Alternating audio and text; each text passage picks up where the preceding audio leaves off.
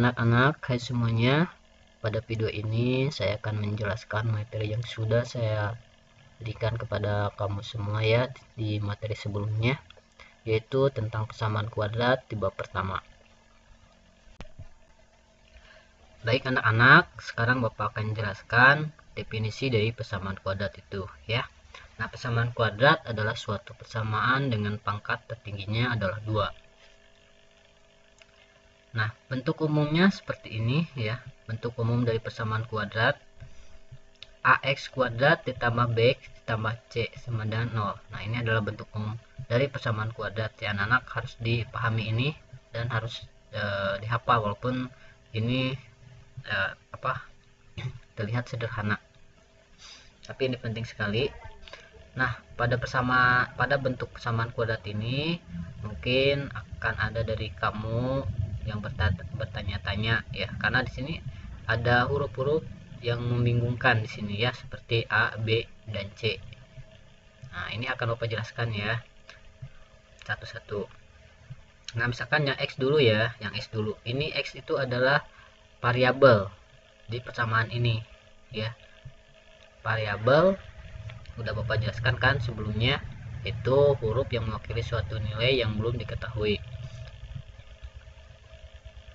Nah, untuk A itu adalah koefisien dari X kuadrat ya, dan B adalah koefisien dari X. Nah, sementara yang C itu adalah konstanta. Nah, koefisien, apa itu koefisien? Koefisien itu adalah nilai yang mewakili banyaknya variabel. Kalau A di sini koefisien atau nilai yang mewakili banyaknya variabel X kuadrat. Dan yang B ini adalah koefisien atau nilai yang mewakili banyaknya X, banyaknya variabel X ya. Dan C itu adalah nilai ya, ataupun huruf ataupun yang lainnya. Pokoknya konstanta itu adalah sesuatu yang tidak mengandung variabel ya, mau huruf, mau angka, atau apa saja yang tidak mengandung variabel itu ya disebut dengan konstanta. Misalkan A ditambah A. Nah, A di sini karena tidak ada variabel X-nya, maka disebut dengan konstanta. Misalkan 2B ini juga sama disebut dengan konstanta karena tidak mengandung variabel X, begitu ya anak-anak. Nah, lanjut saja ya ke contoh. Bapak anggap kalian semua paham mengenai apa itu koefisien, variabel ya, dan konstanta. Kalau misalkan ada pertanyaan bisa langsung lewat WA Bapak ya. Nah, langsung ke contoh. Di sini ada 3 contoh ya anak-anak. Nah, Bapak akan jelaskan contoh yang pertama dulu. Nah, di contoh yang pertama ini ada persamaan kuadrat 2x kuadrat plus 4x dikurangi 1 sama dengan 0. Nah, di contoh ini itu kita Bapak akan menjelaskan cara menentukan berapa nilai dari koefisien persamaan kuadrat ini dan konstantanya ya. Nah, untuk koefisien X kuadrat dari persamaan kuadrat ini atau A-nya itu adalah 2 ya, ini ya. Nah, 2 ini sebagai koefisien dari X kuadrat, atau 2 ini adalah A. Maka di sini ditulis A sama dengan 2 ya. Nah, apa itu arti 2x kuadrat? Artinya adalah X kuadratnya ada 2. Jadi tulis seperti ini, 2x kuadrat. Nah, seperti itu ya. Kemudian untuk yang 4 ini, 4x. 4 di sini sebagai koefisien dari X ya, atau B. Maka di sini B sama dengan 2. B sama dengan 4 ya. Kemudian yang negatif 1 ini. Negatif 1 ini adalah sebagai konstantanya. Kenapa? Karena negatif 1 terlihat di sini tidak mengandung variabel X ya. Di sini tidak mengandung variabel X, maka disebut dengan konstanta atau C. Nah, oke, lanjut ke contoh yang kedua. Persamaan di contoh yang kedua adalah x kuadrat plus 3x sama dengan 0. Nah, di contoh yang kedua ini, persamaan yang kedua ini agak beda dengan yang pertama ya. Nah, di persamaan kedua ini terlihat tidak ada konstanta ya. Di sini tidak ada konstanta. Nah, terus bagaimana cara menentukan konstantanya?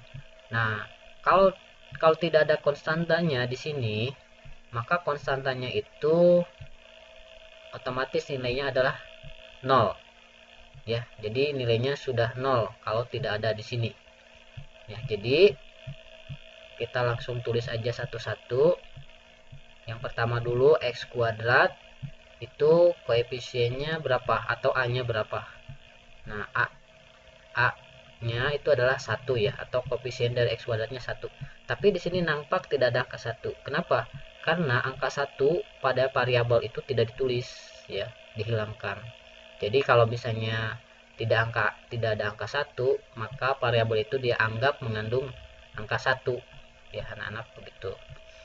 Kemudian yang berikutnya 3x. 3 ini adalah b. Kenapa? Karena b itu adalah koefisien dari x ya. Dan c-nya tentu saja adalah 0 karena di sini tidak ada c.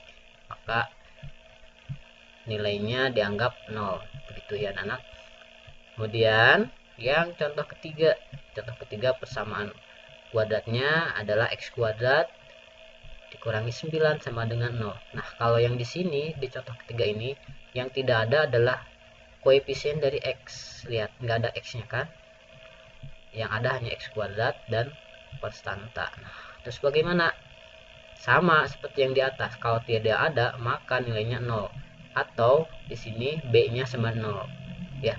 Dan a-nya berapa? A-nya sama tadi ya, 1. Karena x kuadrat saja. Maka a-nya 1. Dan konstantanya berapa di sini? Konstantanya ada, yaitu berapa? Negatif 9. Negatif 9 di sini tidak ada atau tidak mengandung x-nya ya, atau x kuadrat. Jadi negatif 9 disebut dengan konstanta. Jadi C sama dengan negatif 9. Nah, lanjut ke bawah. Di sini dijelaskan tujuan kita menentukan menyelesaikan persamaan kuadrat ya. Tujuan kita menyelesaikan persamaan kuadrat di sini itu adalah hanya untuk mencari nilai x saja ya, agar persamaan kuadrat tersebut bernilai benar. Misalkan yang ini nih yang paling sederhana ya, contoh ketiga. X kuadrat sama dengan 9. X kuadrat negatif 9 sama dengan 0 ya. Nah, maka x kuadrat negatif 9 ini harus sama dengan 0 agar bernilai benar ya. Nah, untuk mengetahui x kuadrat negatif 9 sama dengan 0, maka kita harus mengetahui dulu nilai x kuadratnya ya, agar kita tahu benar gak x kuadrat negatif 9 itu 0 ya. Nah, begitu. Jadi tujuan utama kita, memang tujuan kita ya menyelesaikan persamaan kuadrat ini, yaitu hanya mencari nilai x saja. Nah, nanti akan dijelaskan bagaimana cara mencari nilai x dari persamaan kuadrat. Nanti ada beberapa cara ya, banyak sekali. Tapi jangan khawatir, kalau sudah dipelajari akan gampang ya, anak-anak. Nah, di sini istilah untuk mencari nilai x pada persamaan kuadrat biasanya itu kalau di soal itu ditulis seperti ini ya. Yang pertama, menyelesaikan persamaan kuadrat. Nah, menyelesaikan persamaan kuadrat itu artinya mencari nilai x dari persamaan kuadrat itu sendiri. Nah, yang kedua, menentukan atau mencari akar-akar persamaan kuadrat. Sama, tujuannya ini yaitu untuk mencari nilai x dari persamaan kuadrat itu sendiri. Begitu ya. Jadi jangan bingung kalau di soalnya selesaikanlah persamaan kuadrat ini. Nah, itu sama dengan mencari nilai x dari persamaan kuadrat itu ya. Dan ada lagi soal nomor berikutnya misalnya, atau soal yang lain beda lagi pertanyaannya, menentukan atau mencari akar-akar persamaan kuadrat. Nah, ini sama juga tujuannya, yaitu mencari nilai x dari persamaan kuadrat. Nah, begitu ya anak-anak. Papa harap kamu paham mengenai yang ini ya, mengenai penyelesaian persamaan kuadrat seperti ini. Nah, lanjut ke contoh yang lain ya. Menentukan akar-akar persamaan kuadrat. Nah, untuk menentukan akar-akar persamaan kuadrat itu ada beberapa cara ya. Di antaranya yaitu dengan cara faktorisasi. Nah, faktorisasi ini juga itu dibagi ke dalam dua cara ya. Cara yang pertama yaitu untuk A sama dengan 1, dan cara yang kedua nanti untuk A tidak sama dengan 1. Nah, menentukan akar-akar persamaan kuadrat atau menyelesaikan persamaan kuadrat atau mencari nilai X-nya itu di sini untuk A sama dengan 1 ada rumusnya ya.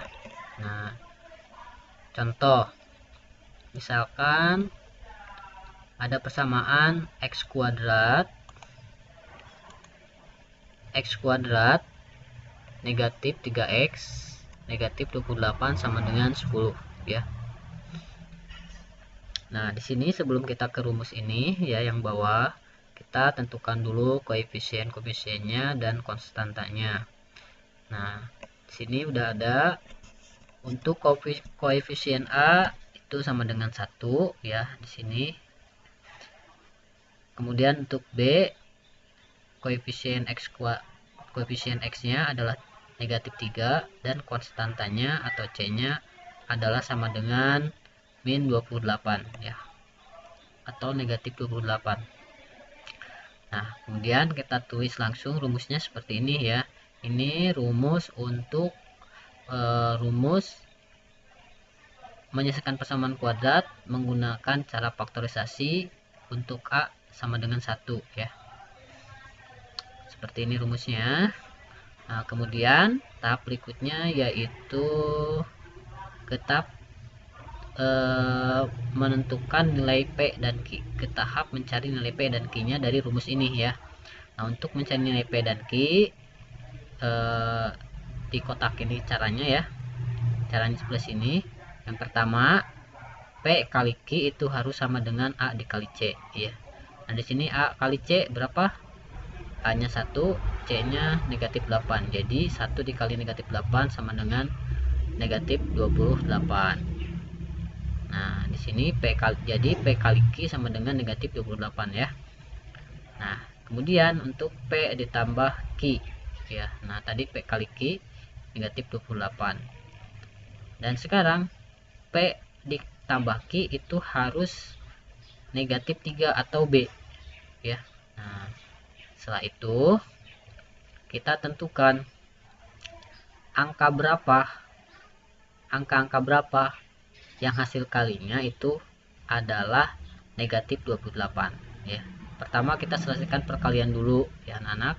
Nah, di sini angka-angka berapa yang hasil kalinya itu negatif 8, atau berapa kali berapa hasilnya negatif 8, negatif 28 ya, maaf, negatif 28. Nah, di sini ada dua cara agar nilainya negatif 28. Yang pertama 1 dikali negatif 28 atau 7 dikali 4. Negatif kita abaikan dulu ya, yang terpenting berapa kali berapa hasilnya 28 ya. Yaitu ada dua. Yang pertama 1 dikali 28 hasilnya 28, dan yang keduanya adalah 7 kali 4. Nah, itu ya. Nah, dari kedua hasil itu mana yang kita pilih, apakah 1 dikali 8 atau 7 dikali 4. Nah, di sini kita bandingkan dulu, samakan dulu dengan yang nilai P plus Q. Di sini nilai P plus Q adalah negatif 3. Nah, sekarang kita cocokkan. Kalau angka 1 dan 28 itu kalau dikurangi hasilnya negatif 3 atau enggak. Nah, di sini tentu saja terlalu jauh ya untuk hasilnya negatif 3. Nah, coba sekarang yang 7 dikali 4 ya, yang ini 7 dikali 4. 7 dikali 4, coba 7 dikurangi 4 apakah negatif 3 hasilnya? Kalau iya, kalau iya berarti yang memenuhi itu adalah angka 7 dan 4. ya, angka 7 dan 4 itu yang memenuhi. Kenapa? Karena 7 kali 4 sama dengan 28 dan 7 dikali 4 sama dengan 3 ya. Nah, sekarang kita tentukan tandanya, apakah yang mana yang negatif, apakah 7 atau 4. Nah, coba lihat tanda ditentukan di nilai P plus Q. Di sini yang negatifnya itu ada 3.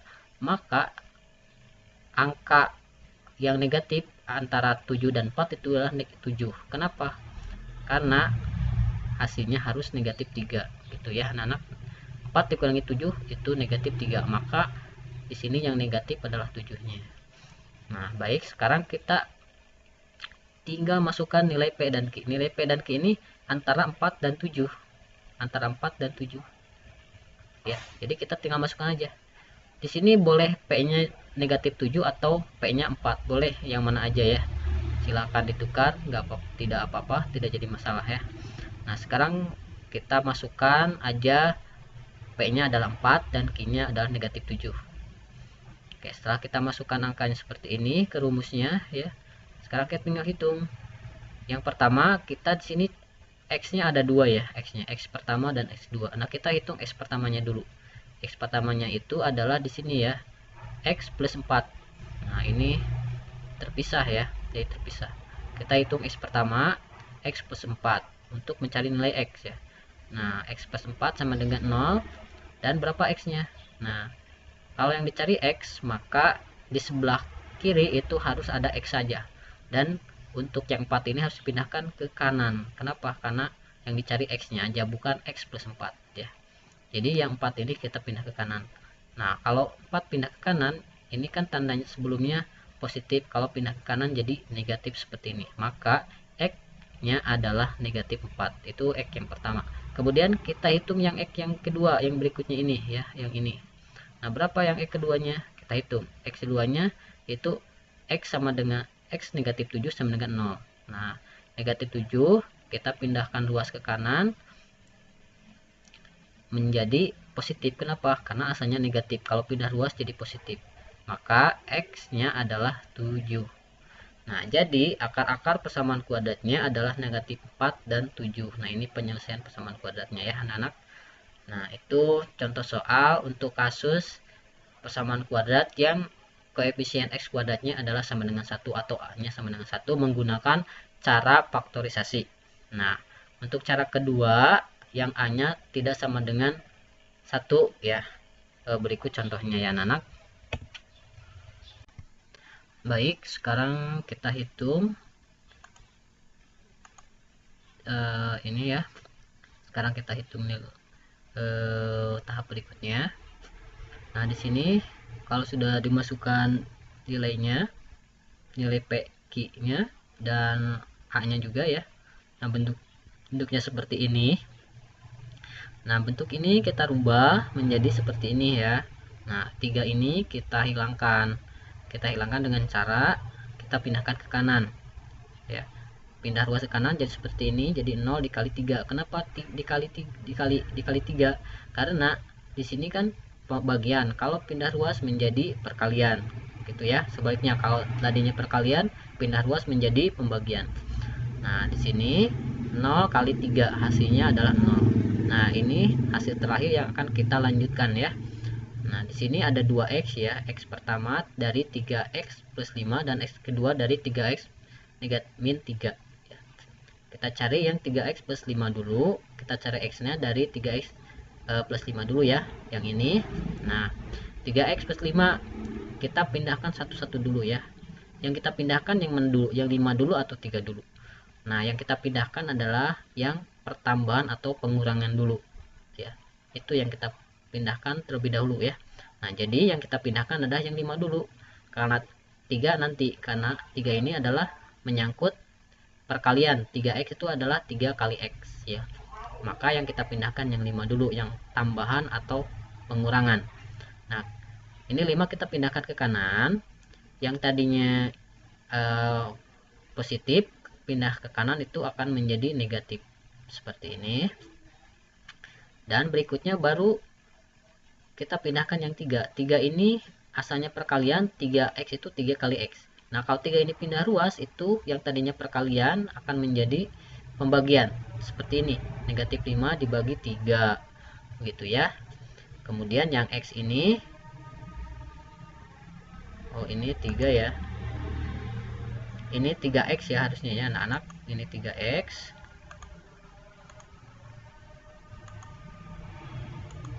Nah, di sini harusnya 3X ya. Nah, belum ketulis. 3X negatif 3. Nah, kita pindahkan yang pengurangan atau pertambahan dulu di sini ya. Nah, yang negatif 3 pindah ruas menjadi 3, positif 3, karena yang tadinya negatif pindah ruas jadi positif kalau pertambahan atau pengurangan. Nah, kemudian tinggal kita pindahkan yang 3X ini, 3-nya ini ya. Ini 3X itu 3 kali X. Kalau pindah ruas 3-nya itu menjadi pembagian. Jadi pembagian, jadi seperti ini ya. Nah, maaf belum ditulis sama Bapak. Nih.